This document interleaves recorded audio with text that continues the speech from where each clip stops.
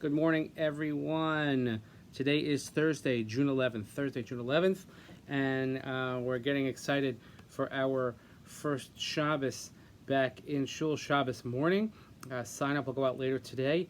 Again, we're limited to 50 people inside, so we ask everyone to sign up accordingly, and please be understanding of our ability to accommodate as many people as we can, and it's possible that some may not be accommodated. We want to give everybody an opportunity to be able to daven in shul, but so far the system is going quite well. So thank you everyone for your participation and for your understanding. I wanted to wish a very happy anniversary today to Sharon and Dave Halpern.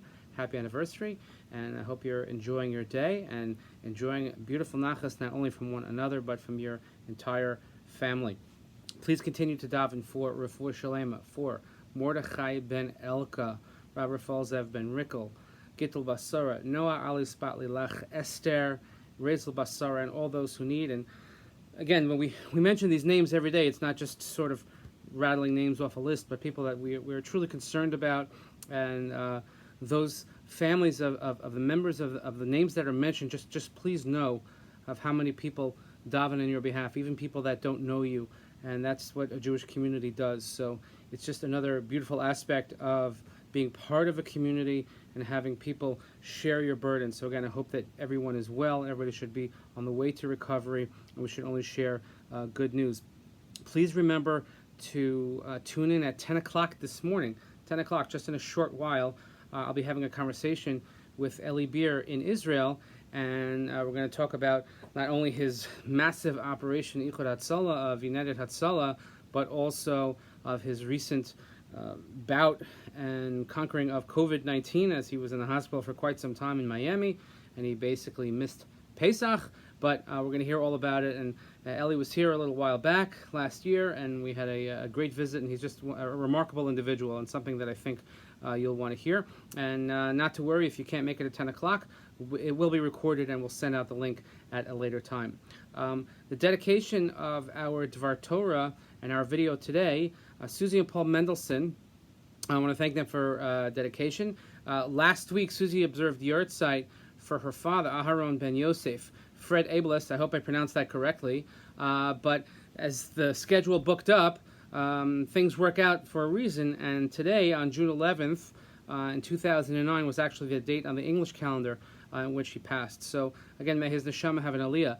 But if you've ever spoken to Susie, she's done actually quite a bit of research on her father's life, and I want to share with you some facts that she sent to me, which are really, really fascinating, especially when we talk about people who survived the war and second generations and the effect that it has on people. So let me just share with you a bit about his life. And Fred Aaron ben Yosef was born in a suburb of Vienna in 1918.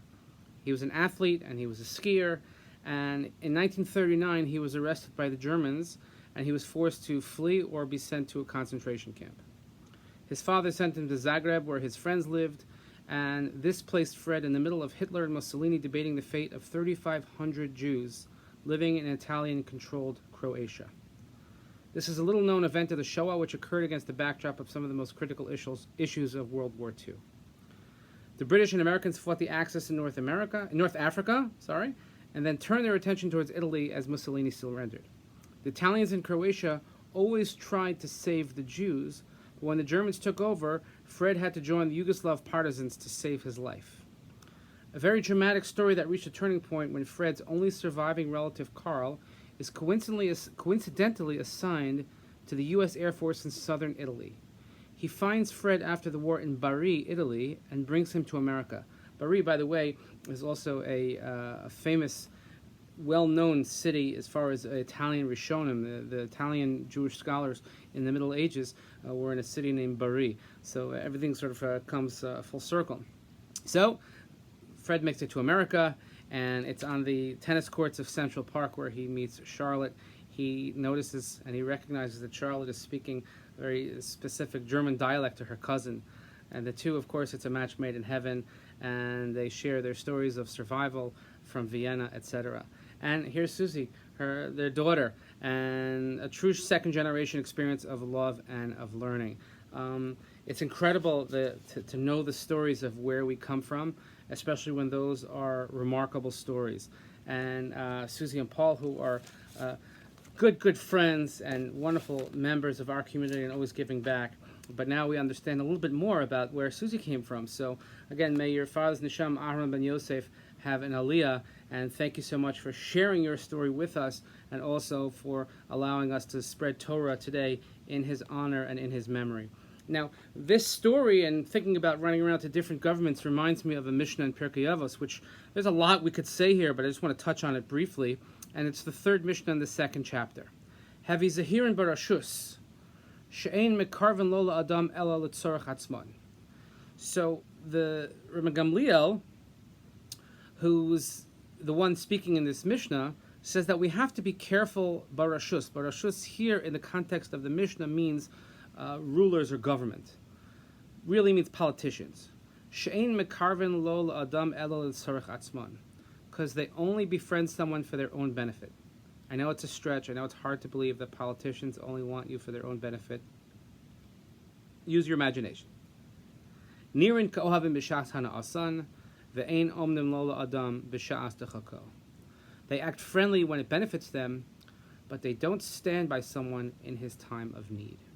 Now, especially Rabbi Gamliel living during periods of persecution, and his father was Rabbi Yehuda Hanassi, who also dealt with government figures, as the Gemara records on several occasions. There's always been a healthy distrust of government on the part of the Jewish community, partly because we're always being exiled, persecuted, singled out for things that have nothing to do with us. And by the way, ad hayom hazeh, even until this day, many people have that sense of, I don't really trust anything the government says, or maybe the government's trying to control things for us, and it certainly has to do and influences our political views. But at the same time, another Mishnah says, "Hevi mispala b'shlomo shel malchus." One has to pray for the well-being and the welfare of the government or the state in which you live, and we have to find a balance between those two. So we recognize that sometimes governments want to use us as pawns, or sometimes governments are not always what they seem to be. But at the same time, we always have to be makir tov. We always have to have a tremendous amount of hakaras hatov, of thankfulness and appreciation and gratitude for the fact that we can live freely as Jews. We can daven in a tent outside unimpeded. We can walk in the street with a kippah. We can blatantly have kosher and Jewish establishments with impunity. And there's no persecution. I'm not saying there's not anti-Semitism. I'm not saying there's not difficulty. But we live a relatively free life, and for that we have to be eternally grateful and eternally thankful, which is why I believe it's so important that each Shabbos we say the prayer for the United States government and for the United States military. I'm looking forward, by the way, to being able to recite that again this Shabbos in public together as a community. But when you think of individuals such as Fred, Aaron ben Yosef, Zichrono Livracha, who had to flee a lot of his life until he could settle down.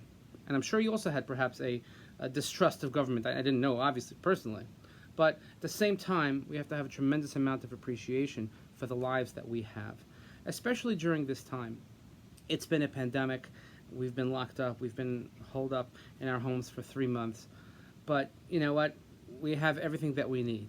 We have access to food, access to healthcare, Wi-Fi, all the great things that a person needs in this life. So when we put it in that perspective, I think that, you know what, we have tremendous amount to be thankful for. So Susie and Paul, thank you so much, and thank you for sharing your story with us. And may your father's neshama have an aliyah, love simchas, and I see everybody in shul, and I'll see you all tomorrow, but I'll see you again at 10 o'clock with Eli Beer.